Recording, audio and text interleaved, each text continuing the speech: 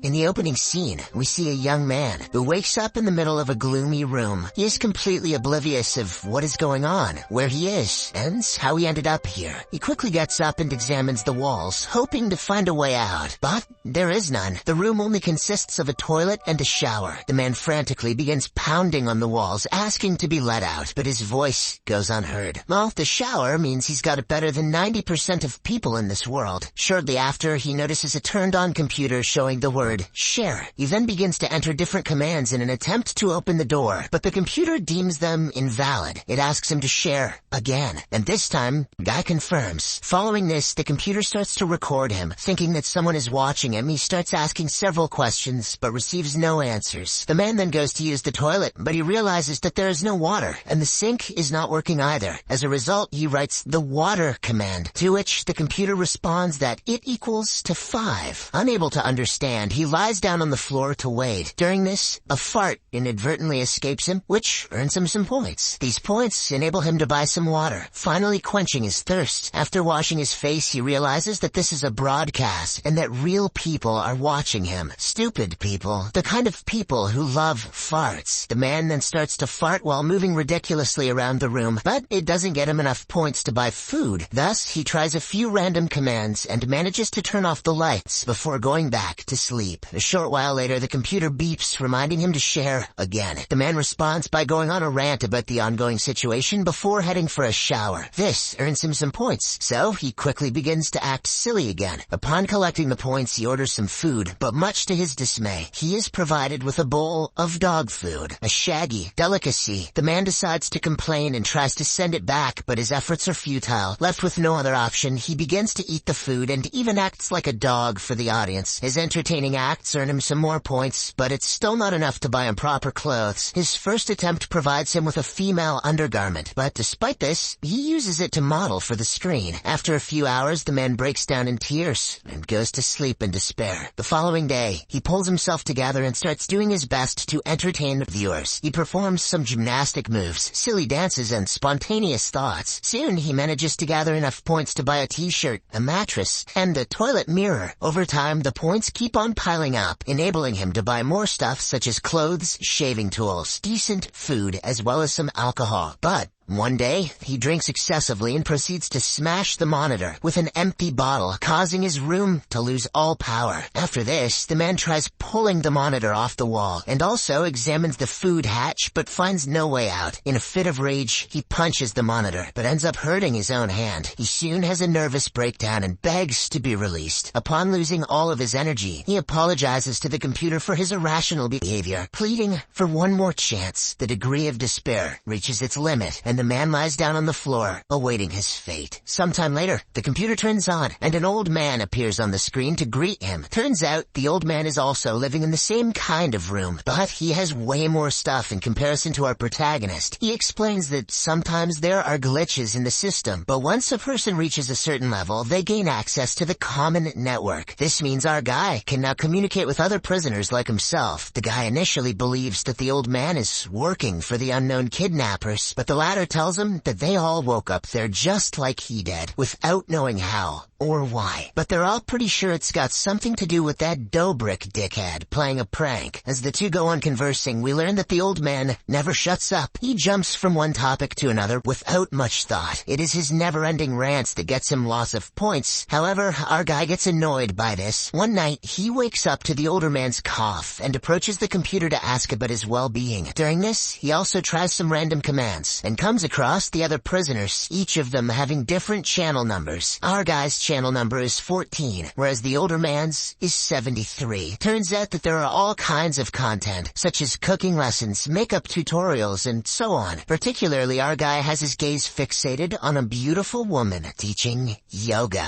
As more days pass by, 14 spends most of his time with 73, chatting, sharing meals, and even learning magic from him. At nighttime, the old man goes to sleep, while 14 connects to the yoga instructor and sends her some donations. One morning, 14 is working on his new furniture when 73 comes to talk to him. According to the old man, they can't stay at one level as the viewers will stop loving them and won't pay. Thus, they need to grow and spread their content. That's not true. You have to keep doing the same thing or you fail.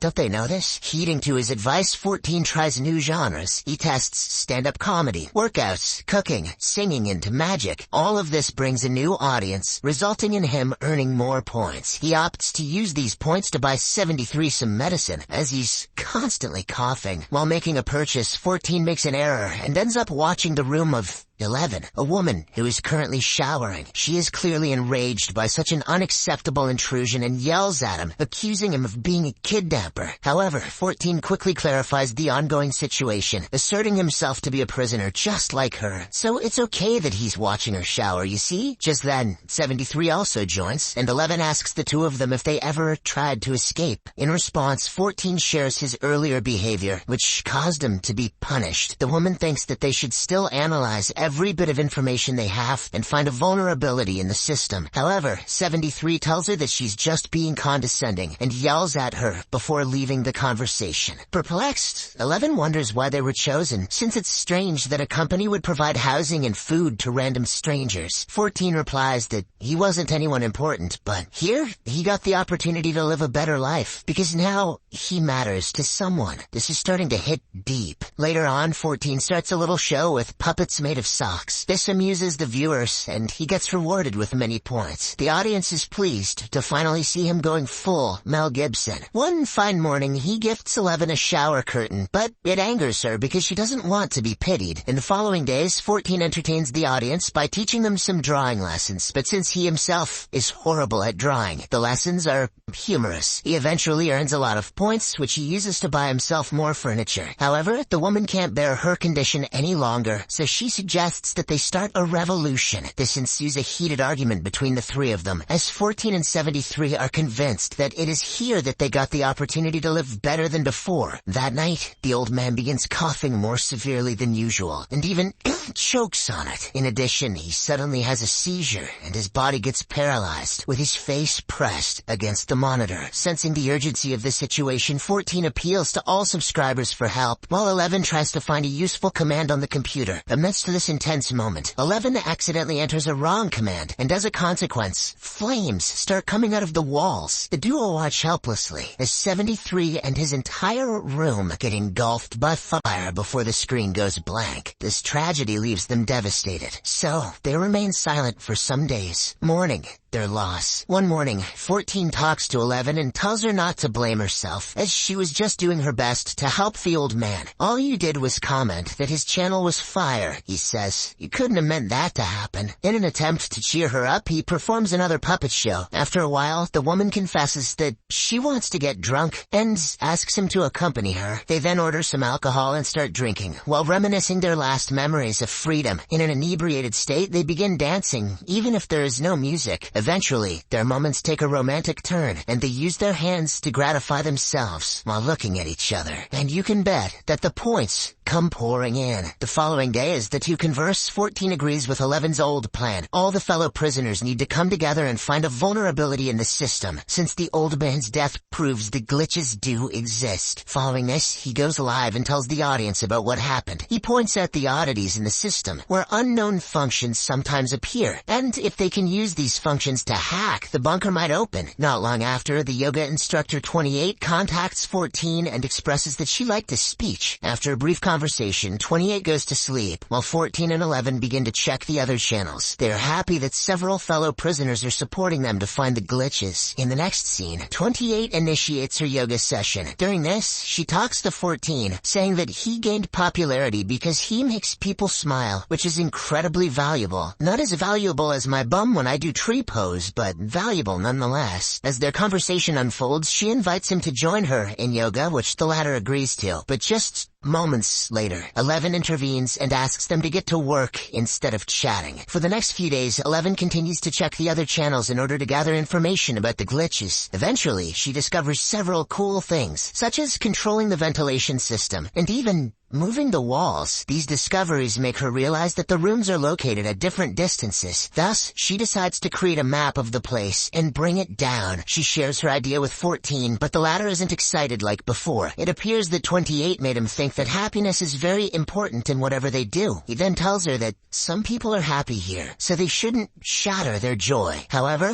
11 dismisses him and proceeds to cut her hair as a sign of rebellion. The same night, 28 starts her yoga session, but this annoys 11. As a result, she confronts the yoga instructor, claiming that the night streams are rude as they prevent others from sleeping. An argument soon ensues between the two women, and 28 accuses 11 of treating the other bloggers like her puppets. Hearing the commotion, 14 comes in between to stop them. At this point in time, he starts seeing 11's point again and decides to do something. He goes live and asks all the other bloggers to send him 1 point. Here, a glitch occurs, and his points start increasing in a rapid manner. This infuriates the yoga instructor, and she addresses him as a thief. The fight escalates, and 11 makes it rain inside 28's room. In retaliation, she enters a command, the warmth of their light, which causes 11's room to catch fire. Soon after, 11 is engulfed by flames, just like 73, before her screen goes off. Upon witnessing this, 14 falls to his knees and breaks down in tears. But just then, a door inexplicably opens behind him, revealing a bright, sunny day. In a state of disbelief, he goes to look out of the door when the monitor suddenly beeps. He then comes back to tell the other bloggers that they did it. However, his happiness is short-lived as the door shuts down, dropping him again.